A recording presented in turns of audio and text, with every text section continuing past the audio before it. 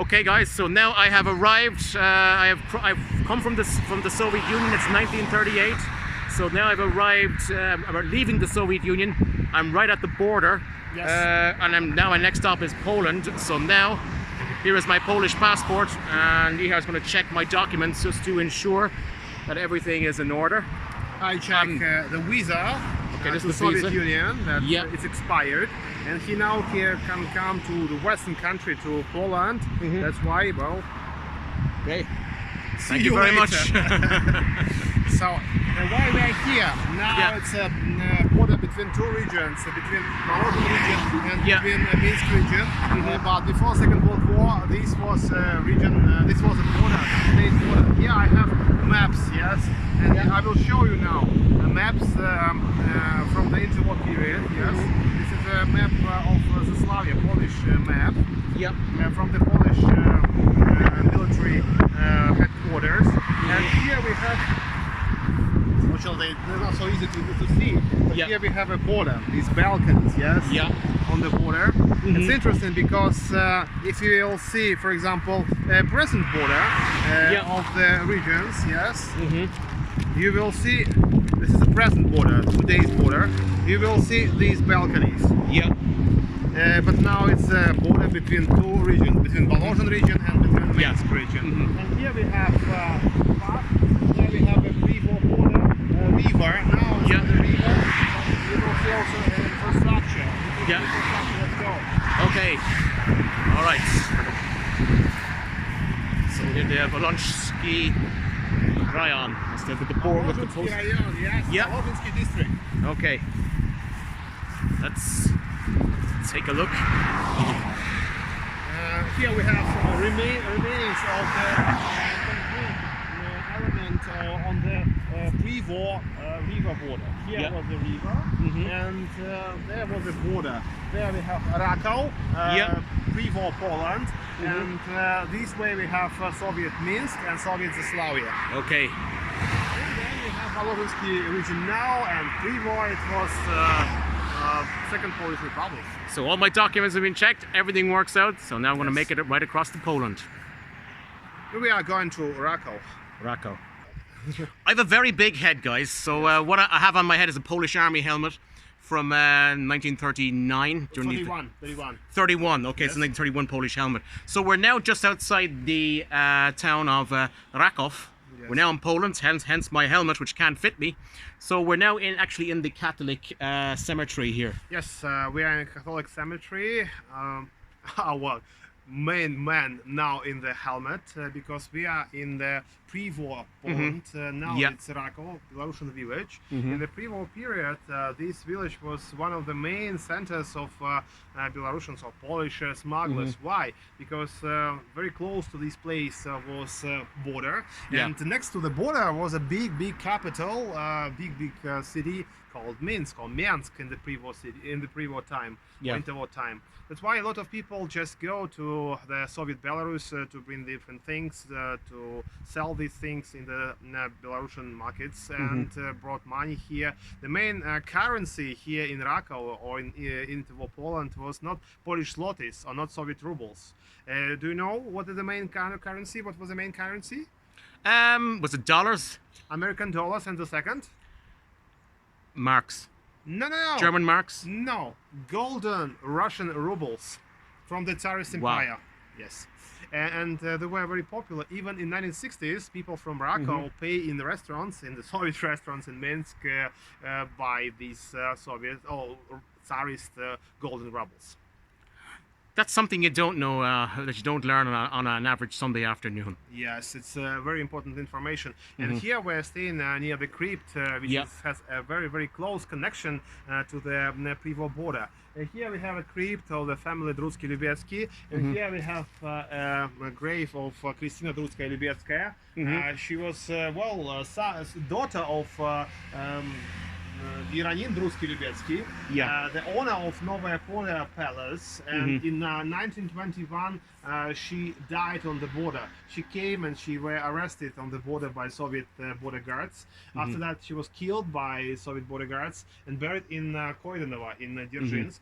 Here we have, this is a mother of Krystyna Drudzka-Lubiecka, and here we have a grave of Krystyna Drudzka-Lubiecka. Yeah. Well, she died in 1921. She was 21 years old, and very, very young girl, as a symbol of well, Belarus, which was partitioned in two parts, the Polish and the Soviet part.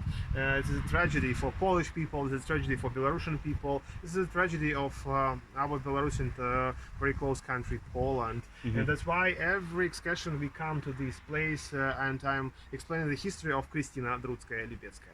Okay, all right. So that is Rakoff graveyard. It's a Catholic graveyard. And notice a lot of the names, surnames here are actually in Polish. Nowieska. So we have one here. We've actually died quite recently.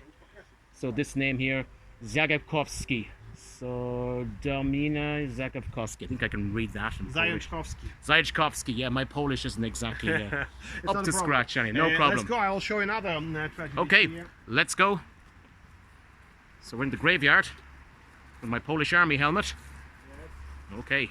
This is a tragedy from the Second World War. Okay. In the 1942 and 1943, in Belarus were formed occupation police. Police was formed by German army here. Yeah. And young guys, young Belarusian guys, were moved to these police. They didn't receive their uniform, their rifles, but they just received permission to go to Minsk. They went to Alekhnovichi, and Alekhnovichi is not far from Rakow. They were caught by Soviet partisans and killed by Soviet partisans. And here we have a mass graveyard of these young guys. Where written downstairs is written that this monument made by the local Belarusian authorities, of course, occupied authorities. Yeah. This is the wartime collaboration yes, Belarusian Rada. Belarusians with Nazis. But this is okay. tragedy. These people didn't receive any rifles, any. These young guys, they didn't receive. This is a tragedy of Belarus during the German occupation. Well, it happens. War happens. Okay, so Ihar, where are we off to next? We are going in this graveyard. We are going now to another grave. To another grave. Yes. Okay, let's check it out. Okay guys, we're back here. We're still in the Rakoff graveyard. So Ihar, what do you have here in front of me? Here we have a cross for commemoration of the Polish soldiers of KOP. This is Korpus Ochrony Pogranicza. Yeah. This is a unit which protected the Polish-Soviet border in the interwar period. And this cross for commemoration of these soldiers which protected the Soviet-Polish border on the 17th September 1939, the very beginning of the Second World War. Okay. And here we have original building of the chapel, and here we have, for example, very interesting, this is a typical pre-war Polish eagle. It's the only thing sign that we have from the interwar period. So this is the Polish eagle, the plast. Yes. This is a Polish eagle, original Polish eagle. This is element, just like, well, in Google we have points, so we have here pre-war point. There you go. Just to give you an idea of actually you know, where we were just before the Soviet invasion of Poland, the Second Polish Republic. And behind me, as you can see, is the church, the chapel. By the way, the chapel in the actual church itself. Here you can see the pre-war map of the pre-war Poland. Give us an idea actually where we are. Okay. Yes, I will show you where we are. Here we have Radaszkowice, Krasne, and here we have Rakow. So there's the place, map. yes, Eastern Poland. on the border. Yeah. This is a pre-war Poland, Western Belarus, and this territory after 1939 became the part of the Soviet Belarus. Okay, excellent. Thank you very much. Yes, you're welcome. Now in the center of Rakow we are going. Okay, let's go to Rakoff. An interesting story about this town, by the way. Today it's a village, but back in 1939-38, a totally different story. Let's go and explore it with my ridiculous Polish Army helmet. Okay guys, we're back. We're back in the town of Rakoff, okay? And I'm back again with Ihar. So Ihar, where now are we going to go? Where?